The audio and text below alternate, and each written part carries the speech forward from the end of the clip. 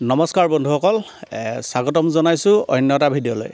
আজি আমি এনেকুৱা এজন ব্যক্তিক আপোনালোকৰ আগত চিনাকি কৰি দিব বিচাৰিছোঁ। অৱশ্যে তেখেতৰ চিনাকি সুদূৰ প্ৰসাৰী, কাৰণ সকলোৱে তেখেতক চিনি পায়। তথাপিতো আমি চিনাকি কৰি দিব এইটো কাৰণে ওলাইছোঁ, সদ্য ঘোষিত যি পঞ্চায়ত নিৰ্বাচনৰ ফলাফল, এই ফলাফলত শিৱসাগৰ জিলাৰ জকাইচুক জিলা পৰিষদৰ সদস্য হিচাপে তেখেত নিৰ্বাচিত হ'ল। ইতিমধ্যে তেখেতৰ নাম হৈছে হৰিকৃষ্ণ নেওগ, আৰু হৰিকৃষ্ণ নেওগ আমাৰ মাজত উপস্থিত আছে। প্ৰথমতে আমি দাদা আপোনাক আমাৰ চেনেললৈ স্বাগতম জনাইছোঁ। ধন্যবাদ। জয়তে আপোনালোকৰ চেনেললৈ মোৰ তৰফৰ পৰা আন্তৰিক ধন্যবাদ জ্ঞাপন কৰিছোঁ। শিৱসাগৰ জিলাৰ ঐতিহাসিক জকাইচুক পথাৰৰ পৰা ৰাজপাটলৈ আপুনি আগবাঢ়িছে, এই মুহূৰ্তত আপোনাৰ অনুভৱ কেনেকুৱা? অনুভৱটো খুবেই ভাল লাগিছে, যিহেতু এনেকুৱা এডোখৰ পিছপৰা জেগাৰ পৰা জনসাধাৰণে আমাক নিৰ্বাচিত কৰিছে। গতিকেলৈ সেই কথাটোৰ কাৰণে আমি প্ৰথমেই জনসাধাৰণক ধন্যবাদ জ্ঞাপন কৰিছোঁ, যিহেতু সকলো শ্ৰেণীৰ জনসাধাৰণেই দল মত নিৰ্বিশেষে আমাক বিপুল ভোটৰ ব্যৱধানত জয়যুক্ত কৰাৰ বাবে সংশ্লিষ্ট সকলোলৈকে মই আন্তৰিক কৃতজ্ঞতা আৰু ধন্যবাদ জ্ঞাপন কৰিছোঁ। হয়, ৰাইজৰ আগত আমি জনাব বিচাৰিছোঁ আপুনি কোন দলৰ পৰা জিলা পৰিষদত অৱতীৰ্ণ হৈছিলে বা কিমান ভোটত আপুনি জয়যুক্ত হৈছিলে, আৰু আপোনাৰ নিকটতম প্ৰতিদ্বন্দ্বী, আপোনাৰ শেষত নিকটতম প্ৰতিদ্বন্দ্বী হিচাপে কোন আছিলে, আপুনি সেই বিষয়ে আমাৰ ৰাইজক জনাই দিলে বেছি ভাল হয়। হয়, মই ভাৰতীয় জনতা পাৰ্টীৰ মনোনীত এজন প্ৰাৰ্থী আছিলোঁ, আৰু মোৰ ভোটৰ ব্যৱধান আছিলে ৩,২৫৪টা, আৰু মোৰ নিকটতম প্ৰতিদ্বন্দ্বী আচলতে মই এজনক ক'ব নোৱাৰোঁ, দুজনেই নিকটতম প্ৰতিদ্বন্দ্বী। মোৰ প্ৰথম নিকটতম প্ৰতিদ্বন্দ্বীজন হৈছে পিণ্টু ৰঞ্জন চুতীয়া, অসম গণ পৰিষদ দলৰ প্ৰাৰ্থী, আৰু অন্যজন হৈছে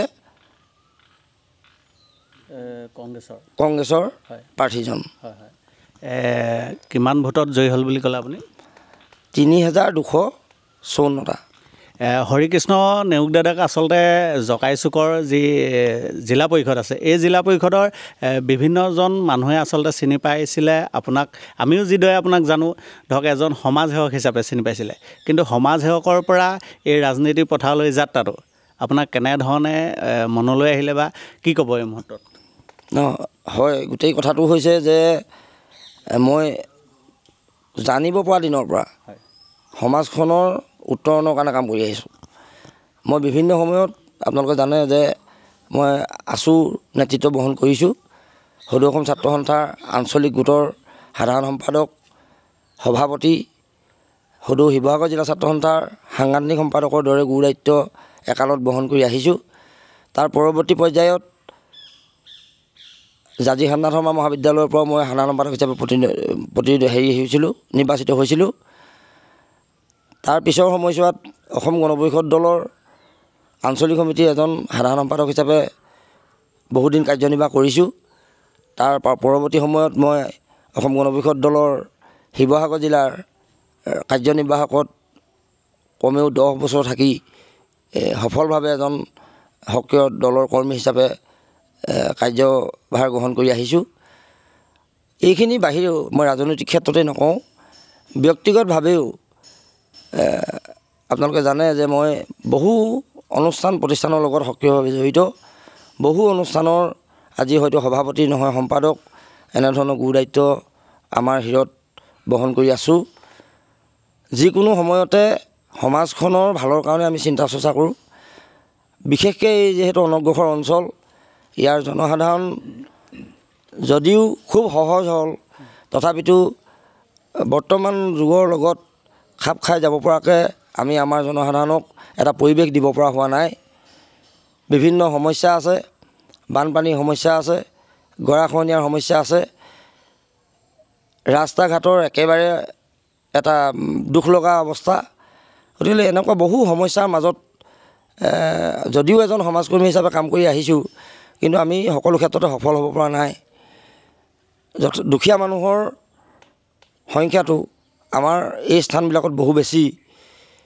সেই হেতুকে পৰৱৰ্তী সময়ত ভাবিলোঁ যে যদি ৰাজনৈতিক দলত সক্ৰিয়ভাৱে অংশগ্ৰহণ কৰি ৰাজনৈতিক দলৰ পৰা আমি যদি জনসাধাৰণক কিবা উপকৃত কৰিব পাৰোঁ, সেই হেতুকে ভাবিয়েই ৰাজনৈতিক দলত যোগদান কৰিছিলোঁ। একালত মই গৰিয়াগড় আঞ্চলিক পঞ্চায়তৰ এজন সফল আঞ্চলিক সদস্য আছিলোঁ আৰু বৰ্তমান মই জিলা পৰিষদৰ প্ৰাৰ্থী হিচাপে প্ৰতিদ্বন্দ্বিতা আগবঢ়াইছিলোঁ আৰু জনসাধাৰণে বিপুল সমৰ্থনেৰে আমাক জয়যুক্ত কৰিছে। এই আপাহতে সদৌতি ৰাইজলৈকে আমি আন্তৰিক কৃতজ্ঞতা জ্ঞাপন কৰিছোঁ। লগতে অসমৰ মাননীয় মুখ্যমন্ত্ৰী ডক্টৰ হিমন্ত বিশ্ব শৰ্মাদেৱ, ভাৰতীয় জনতা পাৰ্টীৰ অসমৰ ৰাজ্যিক সভাপতি দিলীপ শইকীয়া দেৱলৈ আৰু লগতে শিৱসাগৰ জিলা ভাৰতীয় জনতা পাৰ্টীৰ মাননীয় সভাপতি বিতুপন ৰায়দঙীয়া দেৱলৈও আন্তৰিক কৃতজ্ঞতা জনাইছোঁ। লগতে যিসকল ৰাজ্যিক পৰ্যায়ৰ নেতৃত্ব, মণ্ডল পৰ্যায়ৰ নেতৃত্ব আৰু দলৰ বুথ পৰ্যায়ৰ নেতৃত্বই আমাৰ এই নিৰ্বাচনত সক্ৰিয়তাৰে অংশগ্ৰহণ কৰি আমাক জয়যুক্ত লাভ কৰাত সহায়ৰ হাত আগবঢ়ালে, তেখেতলোক সকলোটিলৈকে মই আন্তৰিক কৃতজ্ঞতা এই আপাহতে জ্ঞাপন কৰিছোঁ। হয়, আমি দেখিবলৈ পাইছোঁ কংগ্ৰেছৰ যিজন আপোনাৰ প্ৰতিদ্বন্দ্বী হিচাপে আছিলে, নাইবা অসম গণ পৰিষদৰ যিজন আপোনাৰ প্ৰতিদ্বন্দ্বী হিচাপে আছিলে, তেওঁলোকো আচলতে সমাজত অকণমান জনপ্ৰিয়, কিন্তু তাৰ সমান্তৰালভাৱে হৰিকৃষ্ণ নেওগো যথেষ্ট জনপ্ৰিয় আৰু সেয়েহেতু ৰাইজে ভোট দিলে বুলি আমি ভাবিছোঁ। কিন্তু এই মুহূৰ্তত আমি আপোনাক সুধিব বিচাৰিছোঁ, আচলতে আপোনাৰ দৃষ্টিত ৰাইজে আপোনাক, তেওঁলোক দুজনক বাদ দি আপোনাক কিয় ভোট দিলে? এই বিষয়টো এনেকুৱা হ'ব, আমি কোনো মানুহকে জনপ্ৰিয়তা নাই বুলি ক'ব নিবিচাৰোঁ। আজি অসম গণ পৰিষদ দলৰ প্ৰাৰ্থীজনৰো জনপ্ৰিয়তা আছে, জাতীয় কংগ্ৰেছ দলৰ প্ৰাৰ্থীজনৰো জনপ্ৰিয়তা আছে। দুয়োজনেৰে সবল নেতৃত্ব দিয়াৰ অধিকাৰ আছে। গণতন্ত্ৰত প্ৰাৰ্থিত্ব আগবঢ়োৱা মানে এইটো এটা মন থাকিবই সকলোৰে। কিন্তু জনসাধাৰণে নিশ্চয় চাইছে যে এই তিনিওজন প্ৰাৰ্থী বা চাৰিওজন প্ৰাৰ্থী, আৰু এজন প্ৰাৰ্থী আছে ৰাইজৰ দলৰ জন ভৰালীদেৱ, গতিকে চাৰিওজনৰ ভিতৰত উপযুক্ততাৰ ভিত্তিতেই চাগে আমাক বাছনি কৰিছে আৰু অন্যথানো আৰু কি ক'ম আৰু। হয়, আমি দেখা পাইছোঁ ৰাইজৰ দলৰ যিজন প্ৰাৰ্থী আছিলে বা ৰাইজৰ দলটোৰ বিষয়ে আপুনি এই মুহূৰ্তত কি ক'ব? ৰাইজৰ দলৰ প্ৰাৰ্থীজন আচলতে বেয়া নহয়, ভাল যুৱক, বন্ধু, এই সমাজৰ হৈ কাম কৰা এজন ব্যক্তি। কিন্তু আচলতে ৰাইজৰ দলৰ উচ্চ স্তৰত যিটো হৈ আছে, যে আমাৰ মাননীয় বিধায়ক অখিল গগৈ ডাঙৰীয়াই প্ৰকৃততে সমাজখনৰ মংগলৰ কাৰণে কাম কৰিছে না সমাজখনক আচলতে এটা বিভিন্ন মানে আন্দোলনমুখী দিশলৈ লৈ যাব বিচাৰিছে, সেই কথাটোৰ সন্দেহ আহে। আৰু সেই নেতৃত্বৰ কাৰণেই প্ৰকৃততে নিম্ন পৰ্যায়ত তেওঁলোকক নিৰ্বাচন কৰাত জনসাধাৰণ আঁতৰি আছে। আপোনাৰ জকাইচুক জিলা পৰিষদৰ পঞ্চায়ত হিচাপে কিমানটা পঞ্চায়ত আছিলে? আমাৰ জকাইচুক জিলা পৰিষদৰ অন্তৰ্গত মুঠতে 7খন পঞ্চায়ত আছে। সাফলনি গাঁও পঞ্চায়ত, চাৰিং গাঁও পঞ্চায়ত, মোমাইতামুলী গাঁও পঞ্চায়ত, হাতীঘুলি গাঁও পঞ্চায়ত, খনামুখ গাঁও পঞ্চায়ত, দিখৌমুখ গাঁও পঞ্চায়ত আৰু কাৱৈমাৰী গাঁও পঞ্চায়ত। এই 7খন গাঁও পঞ্চায়ত লগ লাগি জকাইচুক জিলা পৰিষদটো মানে গঠিত হৈছে। বিজেপি এই 7টি পঞ্চায়তত ফলাফল কেনেধৰণৰ? অতি সুন্দৰ ফলাফল। ভাৰতীয় জনতা পাৰ্টীয়ে এই 7খন পঞ্চায়তৰ পৰা মানে 7খনতেই পঞ্চায়ত গঠন কৰিব পৰাকৈ বিজেপিয়ে ক্ষমতা দখল কৰিছে। আঞ্চলিক পঞ্চায়ততো বিজেপিৰ ফলাফল যথেষ্ট ভাল। আপোনালোকে জানে যে গৰিয়াগড় আঞ্চলিক পঞ্চায়তৰ অন্তৰ্গত যি 27খন পঞ্চায়ত আছে, এই 27খন পঞ্চায়তৰ 24খনেই ভাৰতীয় জনতা পাৰ্টীয়ে হস্তগত কৰিছে। হয়, আগতে আমি জনাত আপোনাৰ যিটো জকাইচুক জিলা পৰিষদৰ যিকেইখন পঞ্চায়ত, এই পঞ্চায়তখনত অসম গণ পৰিষদৰ আচলতে দপদপনি আছিল বুলিয়ে ক'ব পাৰি। এক প্ৰকাৰ বিধ্বস্ত হ'ল বুলি আপুনি ক'ব বিচাৰে নেকি? এইটো আচলতে মই সেইভাগে ক'ব নিবিচাৰোঁ, কিন্তু সময়ৰ আহ্বান, ৰাইজে বুজি পাইছে যে কাক আঁকোৱালি ল'লে জনসাধাৰণৰ উপকাৰ হ'ব। গতিকে বৰ্তমান সময়ৰ আহ্বানৰ প্ৰতি সন্মান জনাই জনসাধাৰণে উচিত সময়ত উচিত সিদ্ধান্ত গ্ৰহণ কৰিছে। এটা পুৰণা কথালৈ আচলতে যাব বিচাৰিম এই মুহূৰ্তত। অসম গণ পৰিষদত যিহেতু আপুনি এজন সক্ৰিয় আছিলে, এই মুহূৰ্তত আপুনি বিজেপিৰ পৰা আজিৰ তাৰিখত জিলা পৰিষদৰ এজন সফল ব্যক্তি হিচাপে চিনাকি হৈছে। অসম গণ পৰিষদ দলটো আচলতে আমগুৰি পুৰণি সমষ্টিত এক প্ৰকাৰ নাইকিয়া হ'বলৈ উপক্ৰম হৈছে নি? আপুনি কি ক'ব এই মুহূৰ্তত? নাই, মই ক'লোৱেই যে সময়ৰ আহ্বান, জনসাধাৰণে সময়ৰ প্ৰতি লক্ষ্য ৰাখি গোটেই কামখিনি কৰি যায়। আচলতে মই এইটো কেতিয়াও নকওঁ যে এটা সময়ত অসম গণ পৰিষদ দলে দুবাৰকৈ শাসনৰ বাঘজৰী হাতত ল'লে, পৰৱৰ্তী সময়ত ৰাইজৰ যিটো আৱেগ অনুভূতি, এই গোটেই কথাখিনি মানে নেতৃত্বই চাগে নিশ্চয় সন্মান নজনোৱাৰ খাতিৰতেই দিনক দিনে অসম গণ পৰিষদ দলৰ অৱস্থাটো পয়া লগা হৈ পৰিছে। হয়, ভৱিষ্যত আপুনি এটা কথা হয়তো নিজে অনুভৱ কৰিছে, নিৰ্বাচনী প্ৰক্ৰিয়াত আপুনি যেতিয়া গৈছে, নিৰ্বাচনৰ প্ৰচাৰত যেতিয়া আপুনি গৈছে, আপুনি এটা কথা অনুভৱ কৰিছে আৰু আপুনি নিজে এই ঠাইতে যিহেতু জন্ম, জকাইচুকখন আচলতে বিভিন্ন সমস্যাৰে জৰ্জৰিত আমি জনা হোৱা পাই দেখিছোঁ। জকাইচুকক লৈ আপোনাৰ ভৱিষ্যত সপোন কি আছে? মানে জকাইচুক জিলা পৰিষদৰ অন্তৰ্গত মই কৈছোঁৱেই যে কোনোফালে উন্নতি নাই। এইটো মই কেতিয়াও নকওঁ যে কিবা বৰ উন্নত মানদণ্ডৰ মানে এটা জিলা পৰিষদৰ সমষ্টিত মই প্ৰাৰ্থিত্ব আগবঢ়াইছোঁ। মানে কোনো ফালৰ পৰা উন্নতি নাই, কোনো ইণ্ডাষ্ট্ৰী নাই ইয়াত, কোনো ধৰণৰ ৰাস্তা ঘাটৰ উন্নতি নাই, ইয়াৰ মথাউৰিসমূহ একেবাৰে বিধ্বস্ত। আচলতে অত বছৰ গ'ল, চৰকাৰ আহিছে গৈছে, জনসাধাৰণৰ প্ৰতিনিধি নিৰ্বাচিত হৈছে, কিন্তু সময়ত এনেকুৱা লাগে যেন প্ৰতিনিধিসকলেও ৰাইজক আওকাণ কৰি যেন নিজৰ মাজতেই ব্যস্ত হৈ আছে, ৰাইজৰ কিছুমান কথালৈ মানে চকু কাণ দিয়াত অলপ হিনদেৰি কৰা যেন অনুভৱ হয়। কাৰণ আজি এই গোটেই সমগ্ৰ অঞ্চলটো নিৰ্বাচনত ঘূৰোতে আমি পাইছোঁ যে ৰাস্তা ঘাটৰ অৱস্থা অতি বেয়া। আজি আমাৰ গৃহলৈ যিমানসকল ৰাইজ আহিছে, তেখেতসকলৰ যিটো মানে মতামত যে আমাক ব্যক্তিগতকৈ একো কৰি দিব নালাগে, যে আমাৰ ৰাস্তাটো যাতে ভাল হয়, বা কোনোবাই কৈছে যে আমাৰ এইডোখৰত এখন দলং নাই, যাতে দলংখন মানে আপোনালোকৰ দিনত আমি পাওঁ। গতিকে এই যিটো জনসাধাৰণৰ মানে অভাৱ, কাৰণ ব্যক্তিগত লাভালাভৰ কাৰণে তেওঁলোকে নাই বিচৰা, যে এটা মানে সামাজিক যিটো মানে দায়বদ্ধতা, সামাজিক দায়বদ্ধতাৰ ভিতৰত থাকি তেখেতলোকে কথাখিনি কৈছে। আৰু এইটোতো সঁচা কথাহে কৈছে, মিছা কথা কেতিয়াও কোৱা নাই। যদি কাৰোবাৰ এটা ৰাস্তা পকী হৈ থাকে, নিশ্চয় তেখেতে আকৌ পুনৰ ৰাস্তাটো নিবিচাৰে। এতিয়া গাঁৱৰ ভিতৰবিলাকৰ ৰাস্তা পদূলি একেবাৰে বেয়া হৈ আছে। খেতিপথাৰৰ কথাটো মই নকওঁৱেই, বানপানী আহিলে খেতি নহয়, বানপানী নাহিলে খেতি হয়, জলসিঞ্চনৰ ব্যৱস্থা নাই, মানে কোনো ফালৰ পৰা। যে আজি খোৱা পানীটোপাও অলপ আগত মোক কেইজনমান মানুহে ক'লে যে আমাৰ ইয়াত পানীটোপা মানে তেওঁলোকে 14 ঘৰমান মানুহে নাপায়, যে পাইপডালৰ সেইডোখৰলৈ পানী নাযায়।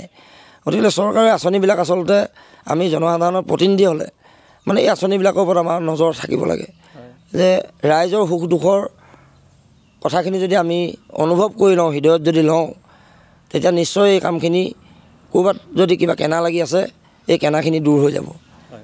গতিকেলৈ সিমানখিনিকে মই মন্তব্য দিছোঁ। হয়, এজ এ সামাজিক জীৱনত আপোনাৰ নাম আছিলে, নাইবা এতিয়াও আপুনি ৰাজনীতি পথাৰত একচুৱেল আপুনি দপদপনি হিচাপে বুলিয়ে ক'ব পাৰিব, কাৰণ আপুনি আগতো এবাৰ ৰাজনীতিত এনেকুৱা ভৰি দিছে, আঞ্চলিক পঞ্চায়তৰ সদস্য হিচাপে আপুনি জিকি গৈছে, আকৌ আপুনি জিলা পৰিষদ, জকাইচুক জিলা পৰিষদৰ সদস্য হিচাপে জয়ী হৈছে। আপোনাৰ যিহেতু আপোনাক লৈ ৰাইজ বহুত আশাবাদী, সেই আশাক আপুনি কেনেকৈ বাস্তৱায়িত কৰিম বুলি ভাবিছে?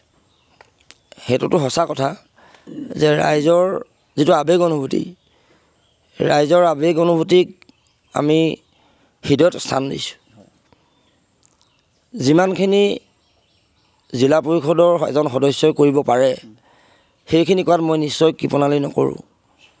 আৰু আপোনালোকে জানে যে মই ৰাজহুৱাভাৱে এই কথা ক'ম যে মই কোনোদিন দুৰ্নীতি আশ্ৰয় নলওঁ, কৃপণালি নকৰোঁ ৰাজহুৱা কৰ্ম কৰাত। ৰাজহুৱা কৰ্ম কৰিবলৈ যেতিয়া ৰাজনৈতিকভাৱে দায়িত্ব বহন কৰিছোঁ, যে আহিব ধৰা দিনসমূহত ৰাইজে নিশ্চয় ইয়াৰ সুফল পাব।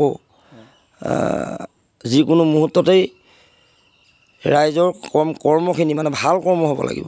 মোৰ দৃষ্টিত মানে মই সদায় এইটোৱে বিচাৰোঁ যে যাতে বেয়া কৰ্মৰ চিনাকি দি থৈ নাযাওঁ, মানে ভাল কৰ্মৰ মাজেদিয়েই ৰাইজৰ মাজত এনেধৰণে জীয়াই থাকিম বুলি ভাবিছোঁ। ৰাজনীতি পথাৰত আপোনাৰ দীঘলীয়া যাত্ৰাৰ কিবা সপোন আছে নেকি? নাই, সেইবিলাকতো আৰু ভাবিব নোৱাৰা কথা। আমাৰ নিচিনা এজন মানে সামান্য বুলিয়ে কৈছোঁ, সামান্য ব্যক্তিৰ কাৰণে এইবিলাক আমাৰ কাৰণে বহুত দূৰৰ কথা। গতিকে আমি কোনোদিন সেইবিলাক কথা ভবা নাই, কিন্তু দায়িত্ব যিকণ গ্ৰহণ কৰিছোঁ সেই দায়িত্বকণ যাতে সুচাৰুৰূপে পালন কৰিব পাৰোঁ আৰু অবিতৰ্কিতভাৱে যাতে পালন কৰিব পাৰোঁ। গতিকেলৈ আমি এই আপাহতে জকাইচুক জিলা পৰিষদৰ অন্তৰ্গত জনসাধাৰণৰ প্ৰতি এটি বিনম্ৰ অনুৰোধ জনাই ক'ব বিচাৰোঁ যে আমাৰ যিসকল সমাজ হিতৈষী আছে, বিভিন্ন সময়ত সমাজৰ মংগলৰ কাৰণে চিন্তা কৰে, সকলোৰে দিহা পৰামৰ্শ এই সভাজনক প্ৰদান কৰিব লাগিব। আৰু আপোনালোকৰ দিহামৰ্শ গ্ৰহণ কৰি আমি ভৱিষ্যত কাৰ্যপন্থাত মানে অগ্ৰসৰ হ'ম। যিহেতু আপোনাৰ এটা পৰিয়াল আছে, সেই পৰিয়ালে আপোনাক ৰাজনৈতিক জীৱনতে হওক বা সামাজিক জীৱনতে হওক কেনেধৰণে আপোনাক সহায় কৰিছিল? নাই, মোৰ পৰিয়ালটোত মানে জানেই যে পৰিবাৰ আৰু আমাৰ ঋষিকেশ আছে আৰু মোৰ এজনী কন্যা সন্তান আছে, তাই ক্লাছ 4। মোৰ মিছেছ স্থানীয় এখন হাইস্কুলৰ শিক্ষয়িত্ৰী। গতিকে তেওঁ ব্ৰত শিক্ষকতাৰ জৰিয়তে তেখেতে মানে সমাজক সেইটো এটা সামাজিক সেৱাই যে সমাজখনক আগবঢ়াই নিবৰ কাৰণে যত্ন কৰি আছে।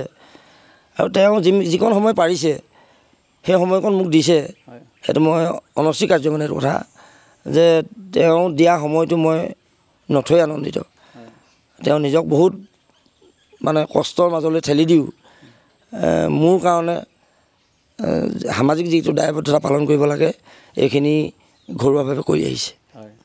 এয়া আছিল হৰিকৃষ্ণ দাদা। আৰু হৰিকৃষ্ণ দাদাই আচলতে সামাজিক জীৱনৰ পৰা ৰাজনীতিলৈ আচলতে সুন্দৰভাৱে নিজৰ কৰ্ম আজি কৰি গৈছে, আৰু সেইকাৰণে আজি জকাইচুক জিলা পৰিষদৰ সদস্য হিচাপে তেখেত জয়ী হৈছে। আৰু অনাগত দিনত ৰাইজৰ আস্থা, মৰম, বিশ্বাস এই সকলোবিলাক তেওঁলৈ আগবাঢ়িব বুলি ইতিমধ্যে তেওঁ জনাইছে। আৰু আমিও আশাবাদী, আমিও তেখেতক শুভেচ্ছা জনাম যাতে অনাগত দিনত তেখেতে ৰাইজৰ কাৰণে কাম কৰি যোৱাত ভগৱন্তই সুস্বাস্থ্য তেখেতক প্ৰদান কৰে।